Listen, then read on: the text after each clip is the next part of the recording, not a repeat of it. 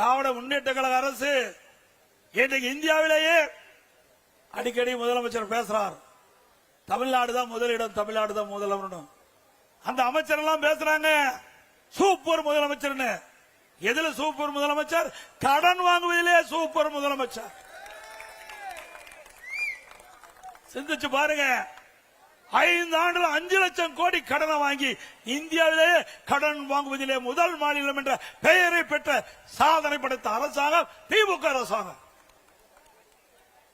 அனைத்து இந்திய அண்ணா திராவிட முன்னேற்ற கழகம் ஆட்சியிலே இருந்த காலகட்டத்தில் 2021 73 ஆண்டு காலம் பல்வேறு கட்சிகள் தமிழகத்திலே ஆண்டன. அந்த 73 ஆண்டு காலத்திலும் 2021 சுமார் 4,85,000 கோடி தான் கடன். ஓராண்டு அரசாங்கத்துக்கு வருவாயே கிடையாது. கொரோனா காலம். அந்த காலகட்டத்தில் கொரோனாவுக்காக 40,000 கோடி அரசாங்கம் செலவு செய்தது. ஆனால் திராவிட முன்னேற்ற கழகத்துக்கு அப்படிப்பட்ட நிலைமை இல்ல. திராவிட முன்னேற்ற கழகம் ஆட்சிக்கு வந்த பிறகு 2020-21 அரசுக்கு வந்த வருவாயை விட 2024-25 திராவிட முன்னேற்ற கழக ஆட்சியில 1,30,000 கோடி கூடுதலாக வருவாய் வந்திருக்குது.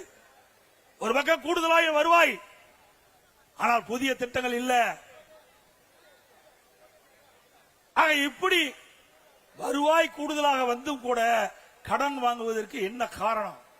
ஊழல், ஊழல், ஊழல், ஊழல். இன்றைக்கு 5 லட்சம் கோடி கடன் வாங்கி அந்த கடனை எப்படி மக்கள் திருப்பி கட்டுவார்கள் என்பதை எண்ணி பார்க்க வேண்டும். இப்படி கடன் வாங்குகின்ற அரசாங்கம் மீண்டும் தொடர வேண்டுமா?